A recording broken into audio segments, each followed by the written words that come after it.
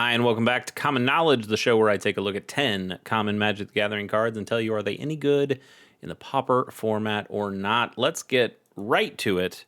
Start with our first card, which is Sage's Row Savant. 1 and a blue for a 2/1 Vidalcan Wizard. When this creature enters, you scry 2. That is so incredibly normal. We've seen creatures, didn't we just talk about it a couple days ago? The Mardu,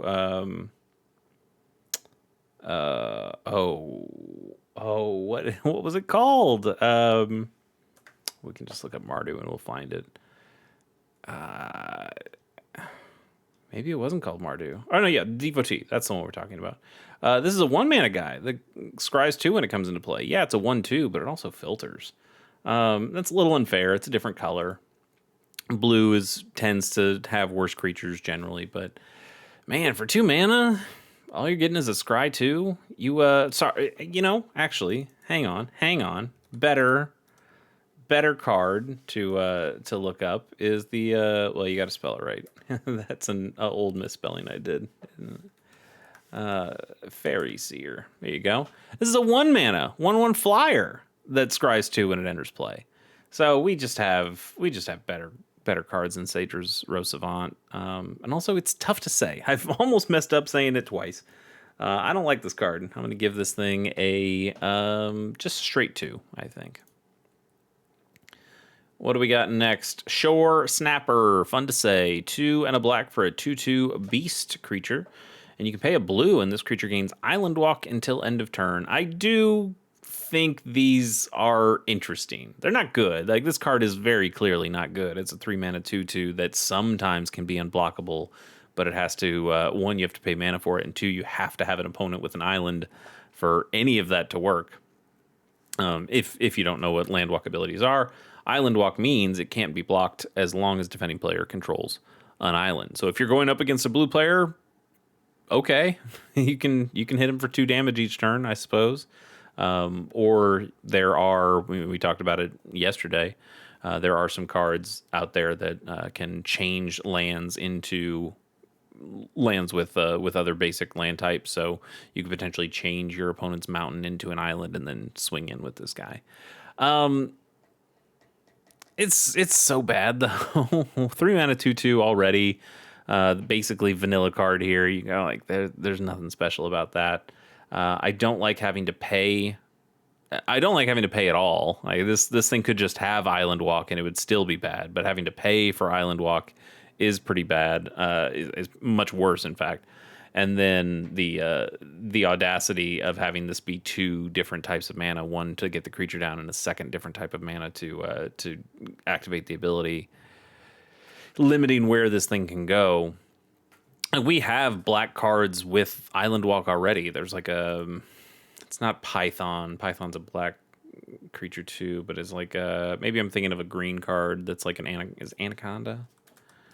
That's a green card with a green card with Swamp Walk, not a black card with Island Walk. But the case in point here, like we have creatures that are 1 color, but they land walk for a different color. This kind of has that, but again, having to pay for it is a travesty. And I'm going to give this thing a 1.6 for the trouble. Probably should deserve less than that, but 1.6. Pestilent Wolf. A bit different. Pestilent Wolf is 1 and a green for a 2/2 wolf, and you can pay 2 and a green, and this creature gains Death Touch until end of turn. All right, better than the Shore Snapper. Not a whole lot better though. You get a Grizzly Bear that has to pay an extra 3 to get Death Touch. 3 mana is a lot for Death Touch. You can get a Death Touch creature that's just. I'm pretty sure we have normal Death Touch creatures that are just 2-mana 2/2s. In fact, I do kind of want to look that up. Let's look that up just to be sure. So we know that we want to look for Pauper. We know that its mana cost. No, I want mana value. Should be 2. And we want to make sure that it has the text Death Touch in it. Let's see what we get. All right, this is a 2 mana with Death Touch to begin with. It also does more than that. We've got the Ambush Viper that has Death Touch on it. Now it's not a sorry, that's also what we want to do. I don't want to give you the I want to make it a little tougher. I want it to have the same stats. That was a 2/2 Grizzly Bear, so we'll say the power is equal to 2, and the toughness is equal to 2. Let's see if that gets us anything. All right. So, yeah, Blooming Stinger already just does that and does even more. Gives another creature or another creature death touch until end of turn. This one has to pay for it. This one you have to have an effect, but it does gain a little extra power off the deal too. There's our wolf that we've seen. This flesh burrower from why did I forget the name? Dustmorn. It's like death something, but I'm thinking the death touch. This is another 2 mana with death touch that when it attacks another target creature, that's even better than the Blooming Stinger. So this is the good one right here. Yeah, that's the problem. What do you want to do? Do you want to pay 2 mana for a Grizzly Bear that can pay another 3 mana to get Death Touch, or do you want to pay 2 mana to get a Grizzly Bear that already comes with Death Touch and can give other creatures Death Touch? And this isn't even played in the format anywhere, so you know that Pestilent Wolf is not showing up in literally anything. It is a wolf. I guess there's potentially a reason to play with that over the insect, but I think there's reasons that you might want to play the insect over the wolf. This is bad. This is bad. I do generally say a grizzly bear, actual factual normal ass grizzly bear is a 2. So this is better than that. I guess I will give it a 2.1 begrudgingly. Because I do feel like paying this much mana for this effect is a bit of a slap in the face to the point where I might just want to play Grizzly Bear instead for the memes. Instead of playing something like that. What the hell's happening here? We go from a 2 mana 2/2 Death Touch to a 2 mana 1/2 Death Touch. Underdark Basilisk, 1 and a green for a 1/2 Basilisk creature with Death Touch. Yeah, I'd take this over the Pestilent Wolf, I suppose, but again, we just looked at a number of creatures that are even better than this. Having the natural Death Touch, though, I think does put it above the wolf. I'm going to end up giving this thing a 2.3. I'll bump it up to that much. Art on this is great, though. You know, I think about basilisks, and they feel like they should have bigger power than 1. And this guy looks rad, and yet he only has 1 power. I mean, he has Death Touch, so that's cool, but I don't know. I feel like he deserves more than that. What's our next card? It is Sneering Shade Writer from Secret Strixhaven. This is a pretty brand new card here.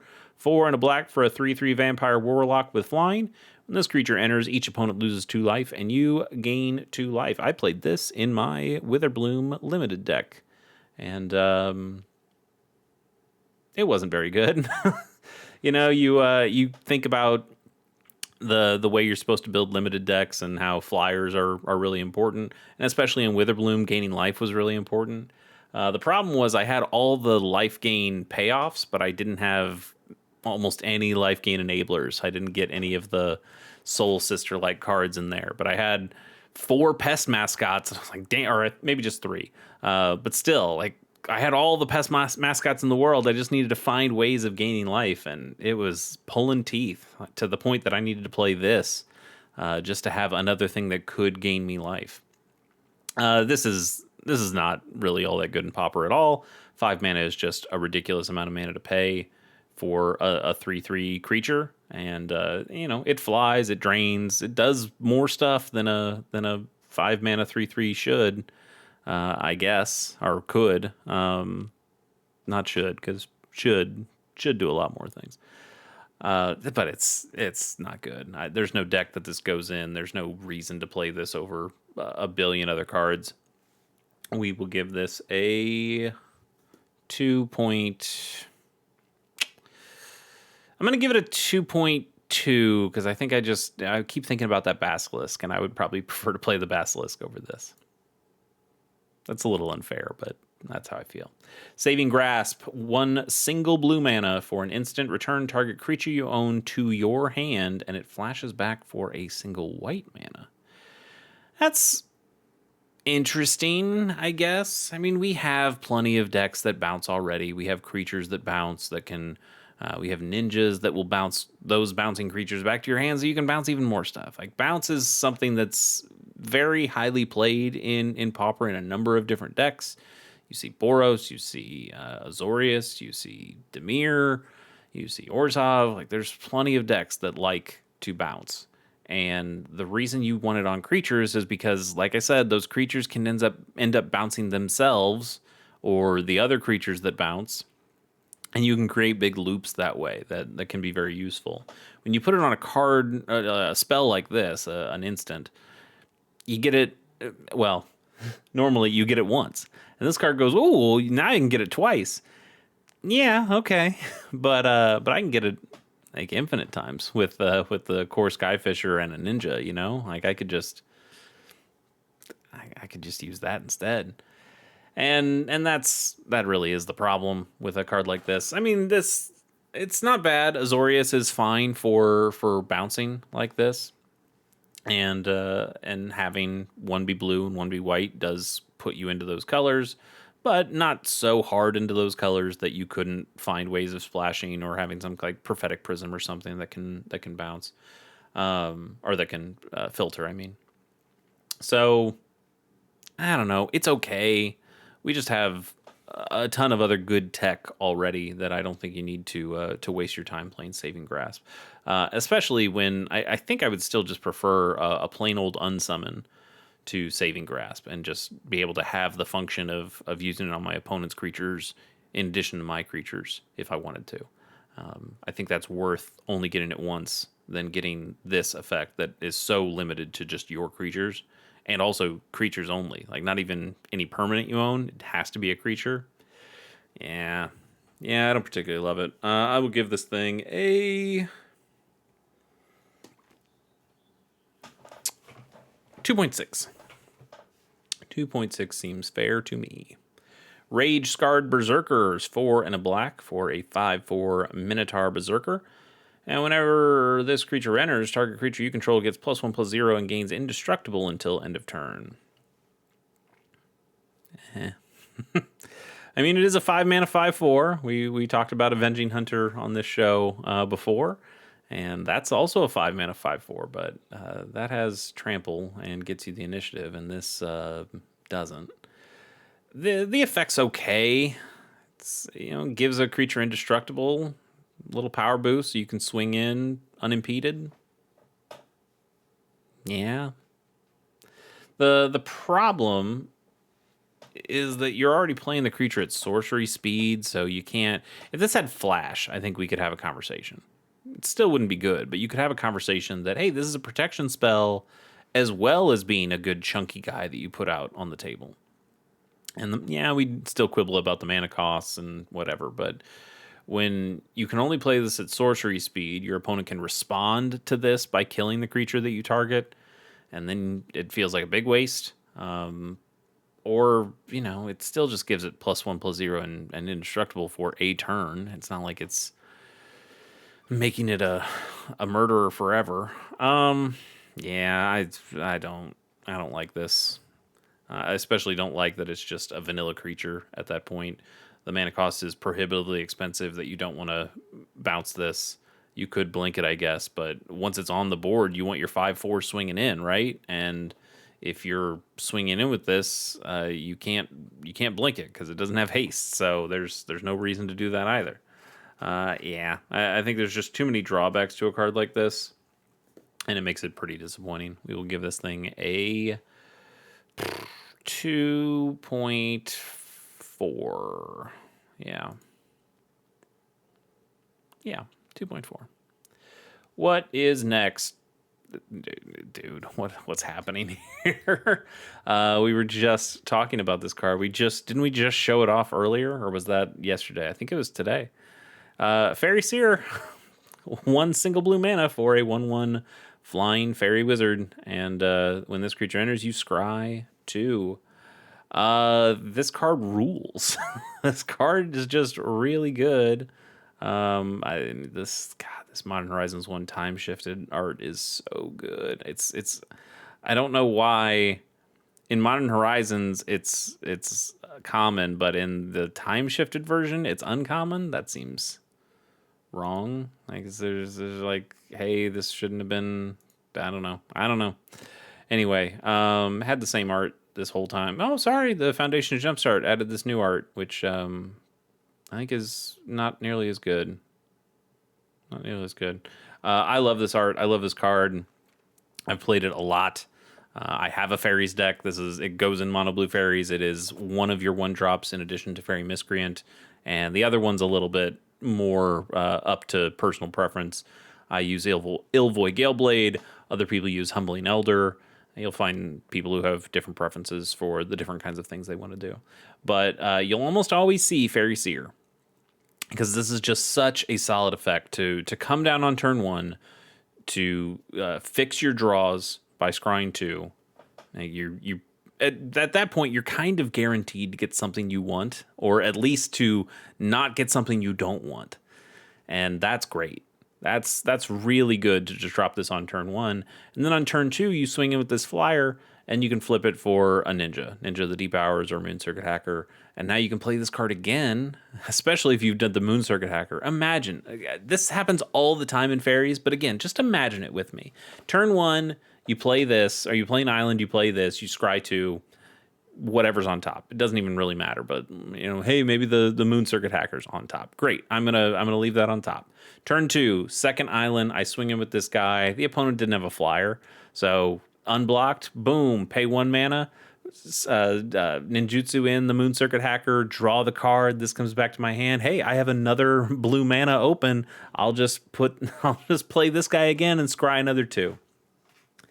What a great setup for your first 2 turns of a Pauper game. That is so much card selection. That is card advantage.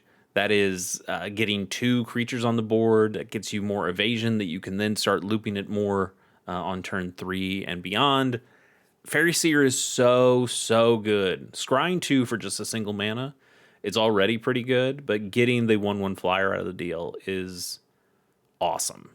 God, this card is so good. It seems like kind of nothing just because it's a one mana 1/1 flyer. Big deal, I guess, but it is a big deal in a Pauper game when every little bit of advantage needs to be scratched out as you can get it. He'll take all the little advantages you can find. Fairy Seer gives you a lot of little advantage that turns into big advantage over the course of a game. Fantastic card.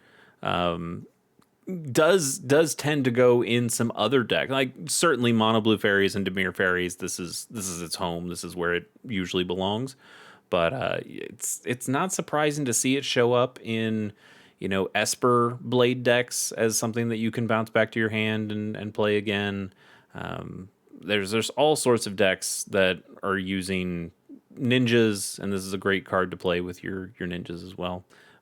Whether they're black ninjas or blue ninjas, or even with Leonardo Big Brother, they could be white ninjas. It's possible. What do you give a card like this? It's we've been bouncing around with a bunch of little 2-point somethings or maybe a 3-point something, and this card just comes in and goes, no, buddy, I think this is like a 7.2. That seems so high. And maybe I'm just drowned. I'm just like, it's such a drought of anything good that once I get a good card, you're like, oh, I need to show how good this card is. But I really do think Fairy Seer is that good. Truly one of my favorite Magic cards. Fantastic card. All right, let's get back to the part where I can random search. There you go. Next up, damn, another one of my favorite cards. Not because I think this one is very good, but just because I love the art and I love the creature type. Liliana Spectre, 1 and double black for a 2/1 flying Spectre. And when this creature enters, each opponent discards a card.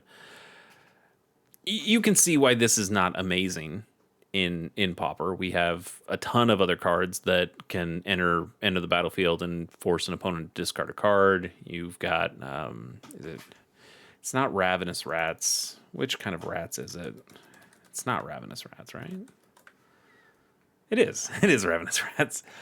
So Ravenous Rats can do this. Corrupt Court Official, which I just talked about on the Portal 3 Kingdoms video from a few days ago. Go check that out. That does it.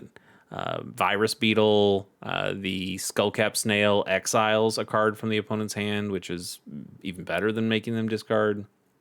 Refurbished Familiar, obviously, which can even be a 1-mana 2/1 flyer that forces them to discard a card, or can potentially draw you a card.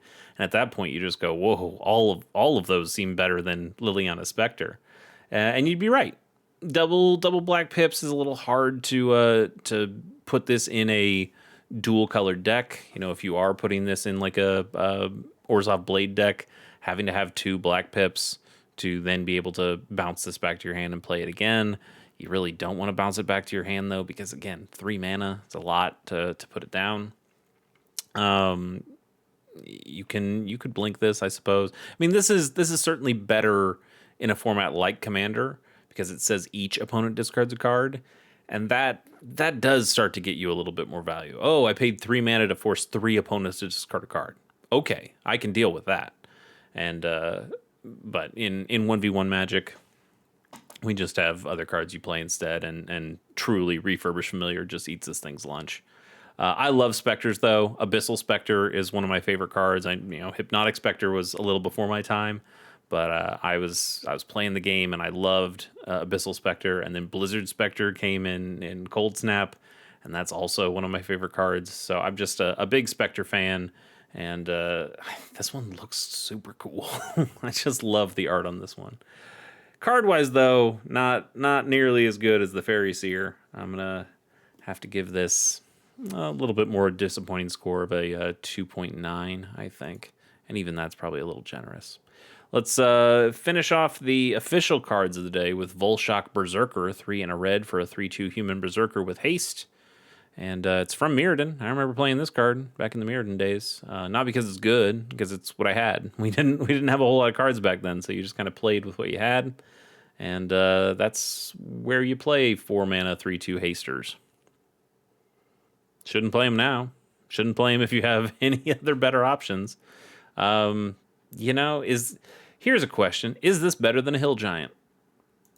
It's pretty close to a Hill Giant. Hill Giant is a red 4 mana 3/3. So you're getting an extra point of toughness, but no haste. Is that better than this? I think this is better. But you could argue that the Hill Giant's extra point of toughness keeps it alive against more creatures to the point that maybe it's better, but truly it doesn't matter. They're both bad cards. This one is quite bad. I will give this thing I'll give it a 2. I'll save it from being in the doldrums of the ones, but it is pretty bad. 1 bonus card, and then we will get out of here. Piercing Light, single white mana for an instant. Piercing Light deals 2 damage to target attacking or blocking creature, and you scry 1. It's fine. Just 2 damage. I don't think 2 damage is enough. I think you'd really want to get to 3. I think in terms of, we've mentioned this on the show before, but there are these kind of breakpoints, I guess, if you want to call it. I don't know if that's quite the right term, but there are these thresholds you want to be able to hit on creatures in the Pauper format. And I think the biggest, most important numbers here are 3 and 5. Because 3 hits almost anything. Like 3 damage. There's so many creatures with 3 toughness in Pauper, or less. And the less is important because there's a ton of creatures at 1 and 2 toughness, obviously. But the 3 is, I think, when you're really starting to get the preponderance of the real creatures that get played in Pauper. When you can kill a core Skyfisher, when you can kill, I'm trying to think of other 3 toughness things. An outlaw medic, although the outlaw medic is probably getting boosted by a bunch of gates. 3 is a benchmark that goes, okay, I can take out all the quote unquote small shit. And there are things with 4 toughness. We talk about Avenging Hunter. That has 4 toughness. There's plenty of things that have 4 toughness, and you go, okay, those are pretty decent threats. But the threats that you worry about even more than the 4 toughness guys are the 5 toughness guys. That's when you get into your Gurmag Anglers, your Cryptic Serpents, your Talarian Terrors. And so when I'm thinking about removal in Pauper, I'm thinking about things that deal things that removal in Pauper that isn't just a cast down, but I'm thinking of things that are 3 damage and things that are 5 damage. When I see something that's 4 damage, I go, it's not quite as good, because now you feel like you're overpaying for anything 3 or less when you pay to get 4 damage. But you know that you're missing out on that tier, that 5 toughness tier. And when you have a card like this that's just 2 damage, especially when it's 2 damage to attacking or blocking creature, which forces it to be even more narrow, you're really upset when you can't take out that core Skyfisher. You're bummed when you're playing this on a 1 toughness guy, because I don't know, any spell should be able to take out a 1 toughness guy, and I kind of feel the same thing about a 2 toughness guy as well. 3 toughness feels like, oh, I took something significant out, so that's where I come from. Yes, this is just a single mana, and 2 damage for a single mana is okay. We see shock, but I just prefer that lightning bolt. I'm always gonna want that lightning bolt. And even though you add a scry to this, nah, I want the lightning bolt. For a score wise, let's go with something in the range of, it still is removal and a little bit of card selection. I'll give it a 2.5 begrudgingly, but I think I'm on to something with those breakpoints. I think 3s and 5s are the numbers you got to care about. And after that, it's like, I don't know, 8. It's 8, then hits maybe just 7. Maybe 7 at that point's enough to take out some of the other bigger creatures that you see in like a Monstertron or something like that. Anyway, that's all for today. Thanks for joining me. We will catch you on the next one.